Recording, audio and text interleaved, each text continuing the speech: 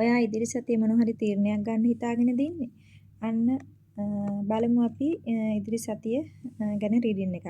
ඉතින් ඉදිරි සතියේ මොනවා වෙයිද කියලා අපි කාඩ් දෙකකින් බලමු.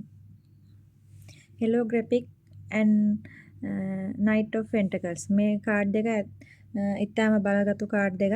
අපි බලමු මේ කාඩ් දෙකෙන් ඔයාගේ ඉදිරි සතිය ගැන මොනවද කියන්නේ කියලා. ඔන්න ඉතින් මේ කාඩ් එකෙන් කියන්නේ ඔයා ඉන්න තැන ඉඳලා ඔයාගේ අනාගතය දිහා බල හිතා ඉන්නවා. මේ බලන්න මෙයාගේ අතේ තියෙන ලෝක ගෝලය. ඔයා ඉදිරි සතියේදී ඔයාට අලුත් අදහස් ව්‍යාපාරික හෝ ජීවිතයේ ඉදිරි පියවරවල් ගැන ලොකු සැලසුමක් කරන්න අවස්ථාවක් ලැබෙනවා. ඔයා බලාපොරොත්තු වෙන දෙයක් වෙනුවෙන් තීරණයක් ගන්න හෝ දෙයක් තෝරගන්න හිටියනම් මේ සතිය ඉතාමත් සුදුසුයි.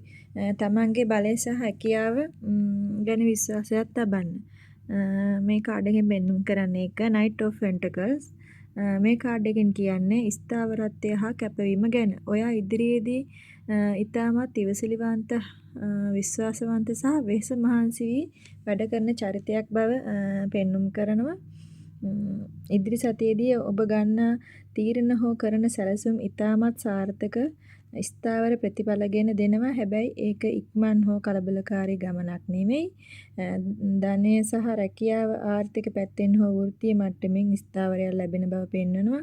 ඔබ කරන කැපකිරීම වලට නියම ප්‍රතිඵල ලැබෙන සතියක් ඉදිරි සතිය. මේ රීඩින් එක බලන දවස් ඉඳලා ඔයා මේක බලන දවස් ඉඳලා ඉදිරියට තමයි මේක වළංගු. මේ සතිය ඔයා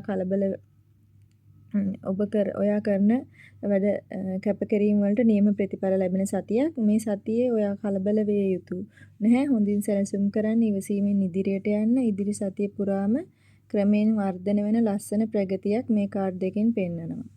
ඉතින් සුබ දවසක්. නැවතත් අලුත් රීඩින් එකකින් හමු වෙමු. ෆලෝ කරන්න, ලයික් කරන්න, කමෙන්ට් කරන්න. සුබ දවසක්.